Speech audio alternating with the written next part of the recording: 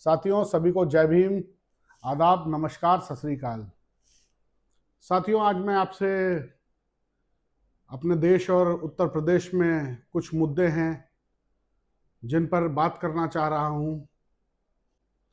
साथियों, दो मुद्दे हैं। जैसे एक, दिल्ली के जंतर मंतर पे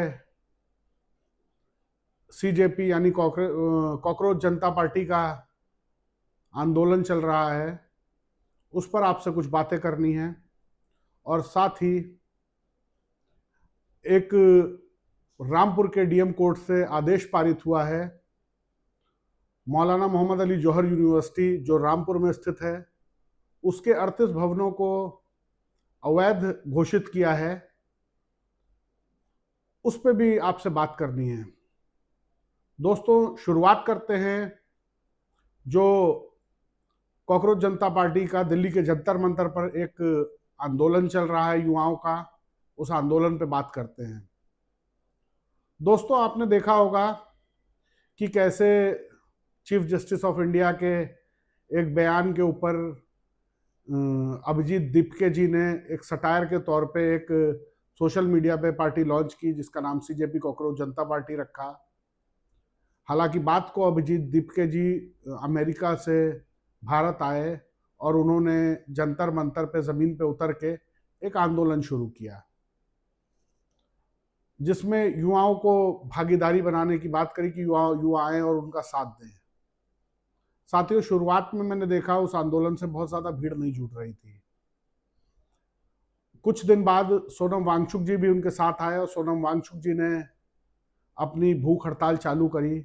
वो लगभग 20-21 दिनों तक भूख हड़ताल पे रहे और जो हंगर स्ट्राइक सोनम वांगचुक जी ने की उसका कुछ असर था। उसी भूख हड़ताल के ही टाइम पर कई पार्टियों के लीडर पहुंचे, उनसे मिले जाकर। और उसी क्रम में आजाद समाज पार्टी के राष्ट्रीय अध्यक्ष आदरणीय भाई चंद्रशेखर आजाद जी भी 15-16 तारीख में सोनम वांगचुक जी से मिलने गए जंतर मंतर पे। और जब आदरणीय भाई चंद्रशेखर आजाद जी गए, उन्होंने कई घोषणाएं वहां पर की। उन्होंने कहा कि सोनम वांगचुक जी, आप जब बताएंगे इस आंदोलन को जितने युवाओं की जरूरत पड़ेगी उन युवाओं को हम देंगे आपको। हमारे पास युवाओं की कमी नहीं है। हमारी पार्टी युवाओं से ही सृजित हुई एक पार्टी है और एक उस पार्टी में लाखों की संख्या में, करोड़ों की संख्या में युवा शक्ति मौजूद है। आपने देखा होगा दोस्तों, जिस दिन से आदरणीय चंद्रशेखर आजाद जी सीजेपी के आंदोलन को सपोर्ट करने पहुंचे हैं, उस दिन भी बहुत भीड़ थी और उस दिन से लगातार भीड़ बढ़ती जा रही थी। मगर आपने कल का फुटेज देखा होगा। कल सुबह क्या हुआ? कल सुबह 7 बजे वहां पर जंतर मंतर पर सोनम वांगचुक जी बैठे हुए थे और दिल्ली पुलिस के जवान सादी वर्दी में आए और सफेद चादरें तान के सोनम वांगचुक जी को अमानवीय तरीके से सफेद चादरों में लपेटकर वो अस्पताल में एडमिट कराने के लिए ले गए। जिस तरीके से कुत्ता बिल्ली ले जाया जाता है, उस तरीके से उनको उठाकर ले गए। अमर्यादित था, इंसानियत के नियमों के खिलाफ था। इस तरीके से एक देश के जाने माने साइंटिस्ट को, एक जाने माने समाज सुधारक को, जिसने भारतीय सेना के लिए तक ऐसे टेंट बनाए हैं जो -20 डिग्री में हमारी भारतीय सेना उस टेंट में सुरक्षित रह के गर्मी में रह सकती है, गर्म रह सकते हैं वो टेंट। आप सोचिए, ऐसे साइंटिस्ट को जिसने भारतीय सेना तक के लिए काम किया है, उसको भी ये सरकार बख्शने को नहीं तैयार है। और मैंने आज सुबह से कई सोशल मीडिया पे देखा, जो सत्ता पक्ष के समर्थक लोग हैं वो कोई लेटर डाल रहे हैं, पोस्ट कर रहे हैं, उसमें लिख रहे हैं सोनम वांगचुक जी को डीएम ने बता दिया था कि ये चाइनीज एजेंट हैं, ये है वो है। तो मैं उनसे सिर्फ एक सवाल पूछना चाहता हूं, अगर सोनम वांगचुक जी चाइनीज एजेंट थे तो उन्होंने उनसे आपने क्यों भारतीय सेना के लिए टेंट बनवाया? जब उन्होंने भारतीय सेना के लिए वो सोलर टेंट बनाया जो -20 डिग्री टेम्परेचर में भी गर्म रहते हैं, तब वो चाइनीज एजेंट नहीं थे। आज वो सत्ता पक्ष से सवाल पूछ रहे हैं, वो कोई अपना पर्सनल काम नहीं कर रहे हैं, वो सत्ता पक्ष से सवाल पूछ रहे हैं, तो आज वो चाइनीज एजेंट हो गए हैं। यही आपका तरीका खराब है। किसान अगर धरना देगा तो वो खालिस्तानी हो जाएगा, पाकिस्तानी हो जाएगा, एंटी नेशनल हो जाएगा। युवा अगर धरना देंगे तो वो टुकड़े टुकड़े गैंग हो जाएंगे, वो पाकिस्तानी हो जाएंगे, वो नक्सलवादी हो जाएंगे, अर्बन नक्सल हो जाएंगे, वो चाइनीज एजेंट हो जाएंगे। तो आप इस तरीके से सब पर इल्जाम लगाते हैं, ये अच्छी बात नहीं है। साथियों, आप बताइए, आज आजाद समाज पार्टी के राष्ट्रीय अध्यक्ष हर तरीके से सोनम वांगचुक जी के साथ खड़े हैं।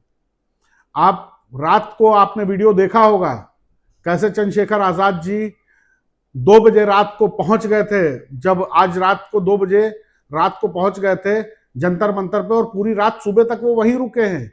उन्होंने कहा मैं लाठी नहीं चलने दूंगा अपने युवा भाइयों पर। युवा वहां पर अगर जंतर मंतर पर धरना दे रहे हैं, भूख हड़ताल कर रहे हैं, तो वो कोई अपने लिए केवल नहीं कर रहे हैं, पूरे देश के युवाओं के लिए कर रहे हैं। आज देख लीजिए पूरे भारत में कितने पेपर लीक हो रहे हैं। कोई लिमिट बची है?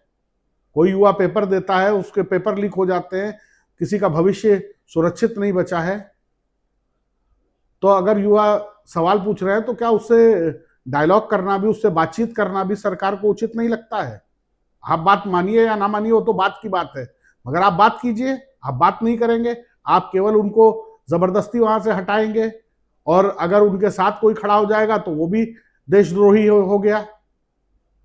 सवाल आपसे पूछा जाएगा तो आप देश के ऊपर टाल देते हैं। बहुत से मुद्दे हैं, आप बताइए। मैं दूसरे मुद्दे की बात करता हूं आपके साथी में। दोस्तों, आज आप देखिए कैसे जौहर विश्वविद्यालय जो रामपुर में बना हुआ है, मौलाना मोहम्मद अली जौहर साहब के नाम से, जो स्वतंत्रता संग्राम सेनानी थे, उनके नाम से एक विश्वविद्यालय पूर्व के मंत्री रहे आदरणीय आजम खान साहब ने बनवाया था। यूनिवर्सिटी बनाना कोई आसान काम होता है? एक यूनिवर्सिटी बनाई जहां गरीबों के, मजलूमों के, पिछड़ों के, दलितों के, मुसलमानों के गरीब बच्चे पढ़ते थे। आप उस विश्वविद्यालय को एक मुकदमा अपनी कोर्ट में चलाते हैं और आप उसको, उसके 38 भवनों को अवैध घोषित कर देते हैं। वो यूनिवर्सिटी आज तो खुली नहीं है, 1 साल 2 साल तो हुए नहीं खुले हुए, पिछले 20 साल से यूनिवर्सिटी चल रही है। आपको 20 साल बाद ये उसके 38 भवन अवैध घोषित कर नजर आए? ठीक है, मैं मानता हूं आपने कह दिया अवैध घोषित, ठीक है, आप अवैध घोषित कर दीजिए, मगर साथ में डीएम साहब एक सवाल का जवाब मुझे आपसे चाहिए है। सिर्फ इतना बता दीजिए, आप रामपुर जनपद के डीएम हैं, क्या रामपुर जनपद में सारी प्रॉपर्टियां, सारी बिल्डिंगें सब वैध हैं? मैं गारंटी के साथ कहता हूं 90 से 95% रामपुर शहर की जो बिल्डिंगें होंगी उनके नक्शे नहीं पास होंगे, उनके नक्शे कतई नहीं पास होंगे। तो क्या जब 95% 90% बिल्डिंगों के नक्शे नहीं पास है तो आप उन सबको भी डेमोलिश कर दीजिए, आप साथ में जौहर विश्वविद्यालय को भी कर दीजिए। मगर केवल जौहर विश्वविद्यालय को करेंगे, बाकी कहीं आपको कोई गलती और खामी नहीं नजर आएगी, तो ऐसा कैसे इस देश में चलेगा? विश्वविद्यालय है, अगर आप लोग को इतनी परेशानी है, आजम खान से साहब से इतनी परेशानी है, आप उसको टेक ओवर कर लीजिए, आप चलाइए उसको, मगर बच्चों का भविष्य क्यों खराब कर रहे हैं? यह बच्चों के भविष्य का सवाल है, यह किसी के जागीर नहीं है पर्सनल की आपने तोड़ दिया खत्म हो गई। एक विश्वविद्यालय है, और कोई फर्जी विश्वविद्यालय है भी नहीं। वो यूजीसी ने एक लिस्ट जारी की थी, आपको याद होगा, फर्जी विश्वविद्यालयों की भारत में, तो उसमें कहीं भी जौहर विश्वविद्यालय का नाम नहीं था। विश्वविद्यालयों को मान्यता कैसे मिली थी? उस टाइम के तत्कालीन गवर्नर अजीज कुरैशी साहब के साइन के बाद मान्यता प्राप्त हुई थी उस विश्वविद्यालय को। तो उस विश्वविद्यालय के प्रति आप अपनी ऐसी भावनाओं को दूर रखिए। अगर आपको कोई प्रॉब्लम है तो आप लोग उसको चलाइए, मुझे कोई दिक्कत नहीं है, किसी को कोई दिक्कत नहीं होगी, बच्चे पढ़ेंगे और क्या होगा, फीस देंगे बच्चे, उसमें कहीं ना कहीं रेवेन्यू भी बढ़ेगा गवर्नमेंट का। आप बुलडोजर चला के कोई उससे हल निकलेगा? कोई हल नहीं निकलेगा। और साथ ही में समाजवादी पार्टी से भी कुछ एक सवाल पूछना चाहता हूं। आपके 111 एमएलए हैं, 37 सांसद हैं, आप देश की तीसरे नंबर की सांसदों के मामले में पार्टी हैं। भारतीय जनता पार्टी, कांग्रेस और उसके बाद समाजवादी पार्टी के सांसद हैं। आप लोग खुल के मैदान में आइए, आप मैदान में उसका विरोध कीजिए, हर जनपद में ज्ञापन दीजिए, हर जनपद में धरना प्रदर्शन कीजिए। आप हाई कोर्ट जाइए, आप सुप्रीम कोर्ट जाइए, साथ में जौहर विश्वविद्यालय को बचाइए। आप ही की सरकार में उसका उद्घाटन हुआ था, आप ही के मंत्री थे आजम खान साहब। उनकी अगर आप जौहर विश्वविद्यालय नहीं बचाएंगे तो कौन बचाएगा? आप बताइए, कौन बचाएगा? आप कुछ नहीं कर रहे हैं। आज पूरी सारी सभी लोगों को बस दिक्कत अगर किसी से है तो आदरणीय चंद्रशेखर आजाद जी से है। मैंने आज एक बयान सुना, एक बयान सुना मैंने उत्तर प्रदेश के मुख्यमंत्री आदरणीय योगी आदित्यनाथ जी का एक बयान सुना कि कुछ दलित नेता बात बाबा साहब डॉक्टर भीमराव अंबेडकर जी की करते हैं और काम योगेंद्र मंडल जी जैसा करते हैं। इसका क्या मतलब है? आज पक्ष को, विपक्ष को, सबको अगर कोई दिक्कत है तो आदरणीय चंद्रशेखर आजाद जी से दिक्कत है। क्यों दिक्कत है? क्योंकि वो सभी जायज मुद्दों पे, गरीबों की, पिछड़ों की, दलितों की, मुसलमानों की, सबकी लड़ाई लड़ रहे हैं। आप बताइए, पक्ष को भी दिक्कत है, विपक्ष को भी दिक्कत है। आप बहन जी को उठा के उनके बयान देख लीजिए। वो जब भी प्रेस कॉन्फ्रेंस करती हैं वो पढ़ देती हैं कि फलानी पार्टियां आ रही हैं, वो उल्टा सीधा कर रही हैं, ये कर रही, वो कर रही हैं। अरे संघर्ष करना कोई बुरा है?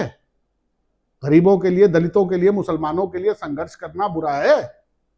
आप भी संघर्ष कीजिए, कौन रोक रहा है आपको भाई? किसी ने हाथ पकड़ा नहीं, रोक पकड़ा है। मगर आप लोगों को, सबको, चाहे वो पक्ष हो चाहे आप समाजवादी पार्टी के नेताओं का देख लीजिए, वो जब भी बयान देंगे तो आदरणीय चंद्रशेखर आजाद जी के खिलाफ देंगे। उनको भाजपा से उतनी दिक्कत नहीं जितनी चंद्रशेखर आजाद जी को से दिक्कत है। बहन जी को भाजपा से कोई दिक्कत नहीं, उनके खिलाफ कोई एक बयान आप बता दीजिए पिछले 5, 7, 8 सालों में जो उन्होंने भारतीय जनता पार्टी के खिलाफ दिया हो। वो बयान किसके खिलाफ देती? चंद्रशेखर आजाद जी के। आज सत्ता पक्ष को अगर कोई दिक्कत हो रही है तो वो भी बयान दे रही चंद्रशेखर आजाद जी के। क्यों? क्योंकि वो लड़ रहे हैं, वो सच्चाई के साथ में खड़े हैं, वो मुहाफिज बन के सीजेपी पार्टी के साथ में खड़े हैं, वो दलितों की हर मुद्दे पे लड़ाई लड़ रहे हैं, पिछड़ों के यूजीसी बिल पे उनके साथ खड़े हैं, मुसलमानों के हर मुद्दे पे, चाहे उनकी मॉब लिंचिंग हो, चाहे उनको प्रशासन द्वारा परेशान किया जा रहा हो, चाहे शासन द्वारा उनका ऊपर अत्याचार किए जा रहे हो, वो मुहाफिज बन के मुसलमानों के लिए खड़े हैं। इसीलिए दिक्कत है सबको। तो मैं ज्यादा ना कहूंगा, बस इतना चाहता हूं दोस्तों कि आप लोग खुद समझदार हैं, सोचिए कि कौन आपकी लड़ाई लड़ रहा है। और इन मुद्दों पर, खासकर जौहर विश्वविद्यालय के मुद्दे पर, मेरी शासन और प्रशासन से अपील है कि अगर आपको विश्वविद्यालय से दिक्कत है तो आप खुद टेक ओवर करके चलाइए, मगर उस पर बुलडोजर मत चलाइए। ये युवाओं के भविष्य का सवाल है। युवाओं का भविष्य बहुत जरूरी है और एक विश्वविद्यालय बनने में बहुत मेहनत लगती है। इसी के साथ मैं अपनी बात को खत्म करता हूं। जय भीम साथियों, खुदा हाफिज, नमस्कार।